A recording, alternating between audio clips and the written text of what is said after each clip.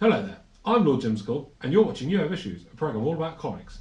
And welcome to our May the 4th Star Wars special. And of course, with me here is Chris, and we have this very strange looking bloke next to us. Very shitty looking guy. Well, I'm afraid to say, it is none other than our resident Star Wars expert, G-Man! Yes! My twin brother, would you believe? Not quite as handsome as me, obviously, but... He's got a better body. He's got a better body. So, you might notice there's a couple of things different about this episode. At the moment, you see we're at a table here, we're sitting down being a bit more civilised about things. Now, the reason for this is definitely unscripted, yes. This is an unscripted format. Basically, we're going to do these once a month. We kind of copped the idea off Dan and Dale. And if you haven't watched their show, just click there and... you'll be able to check it out. I've been on it a couple of times. Really good show, and I took a few things from their format. It's definitely very good, guys. You've got a brilliant show. Had a brilliant show. They don't do anymore. Anyway, to the point. There we go. That's we can nick it. We can nick it. Absolutely. Sorry, guys, I'm totally stealing that shit. In any case, right now to the point. What we are doing here is we are going to be talking about some of our favourite Star Wars comics, particularly expanded universe kind of territory. Especially because it's May the 4th. Star Wars has its own holiday. That's why Star Wars is so amazing. It's official as well. It's actually official.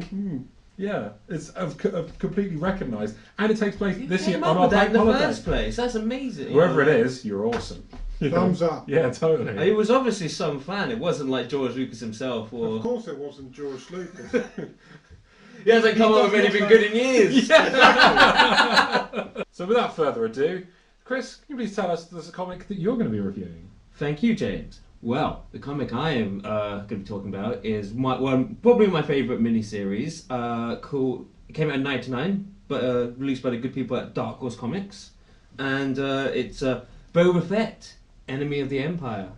And like I said, it came out in '99. It's kind of favourite of mine, and this is prequels.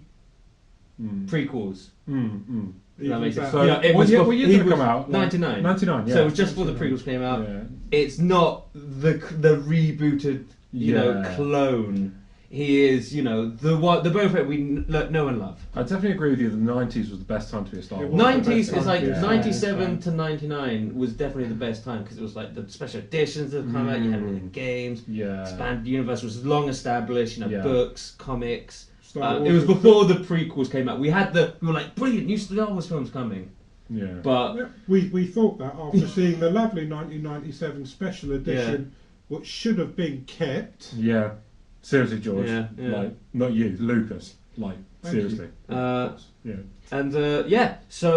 carry on, please. Yes. And it's written by none other than John Wagner, the creator and writer of Dredd. Oh wow. Judge Dredd, 2000 AD. So it's got a bit of like it's got kind of like his sense of humour, kind of like stuff in there. And it's got similar kind of like sort of authoritarian kind of satire in it. Writing style and everything. I'll mention a couple of things that he's added into it at a point. Do. But and also the artist is certain Ian Gibson, who also does loads of stuff. 2000 AD, Robo Hunter, Halo Jones. Like kind of quirky, which really goes well with the story. Yeah, that was my introduction to Star Wars comics. And then it was after the prequel, the Phantom Menace came out. They released a weekly Star Wars comic, which was like an anthology. It had like various different comics in it, but I didn't get it for too long because it was all prequel. It's all very prequely. And then like about early 2000, I never seen the cover, and it was like Dredd, Boba Fett, who was basically Star Wars Dredd almost. Never takes his helmet off. Never see him.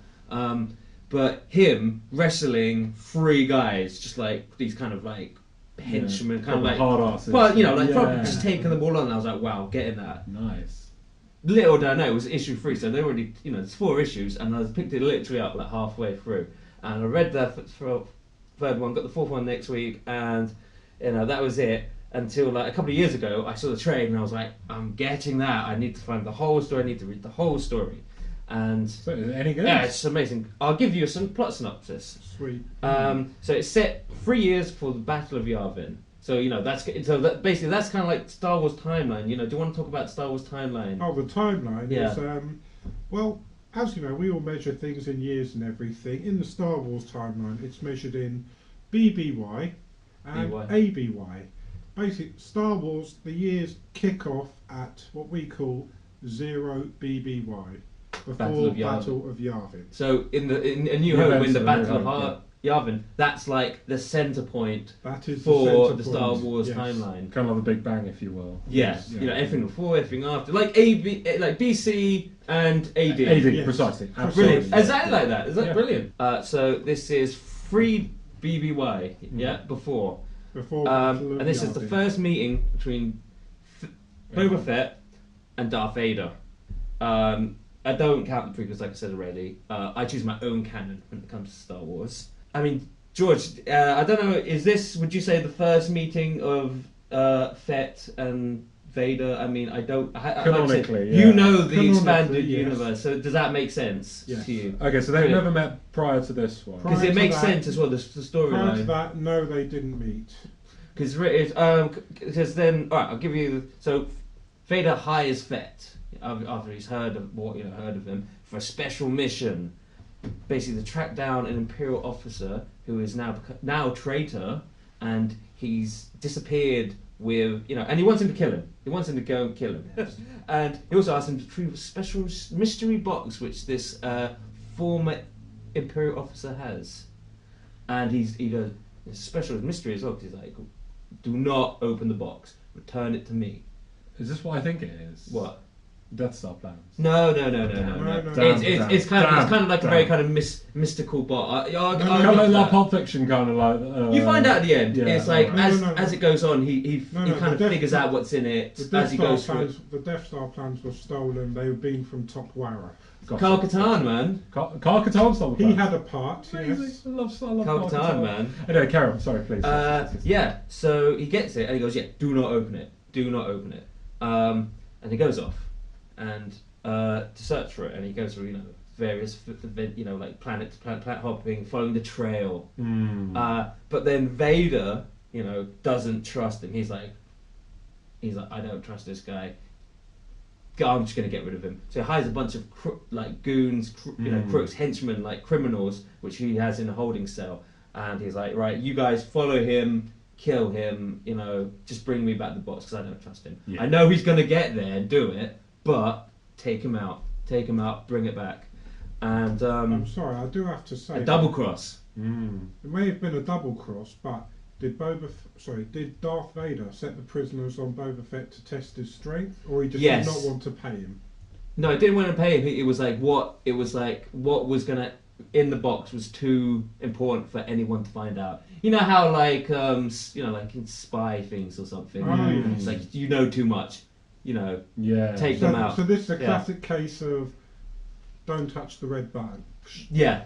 And but obviously, Vader underestimates Boba Fett big time. Big time. That sounds awesome. And so I'm going to talk about some highlights from the comic. We're about to find out the Dark Lord of the Sith versus the galaxy's most notorious Yes. That's it. The big showdown between the two of them. But that comes later. We don't want to ruin things too early. I won't even say just read it. Okay, I'm going to talk about some highlights. Like I said, John Wagner and the traitor, the Imperial officer. He hides out with the cult on this far off planet. All right. And they're called the Brotherhood of the Ancient Order of Pessimists. And it's very much like they just think everything bad's going to happen to them. They're just so it's very kind of John Wagner style. Really, a lot of the comedy elements come from these guys who are literally like, oh yeah, it's really good. These guys sound like the sort of people we meet at the pub. Yeah, and and of course, like I said, Fett does actually open the box. Ooh. He opens the box. Fuck. But he figures out why. Yeah. And he kind of it's something that when you find out, you're like, oh well, we had to open the box. It was part of what was going to happen. And like we were saying, the miniseries ends with a big epic showdown between the two characters, and finally answers that question: out of the two of them, who would win in a fight? But I agree with the results perfectly, 110%. But if you want to find out, you got to read it yourself. Yeah, that's true. Yes.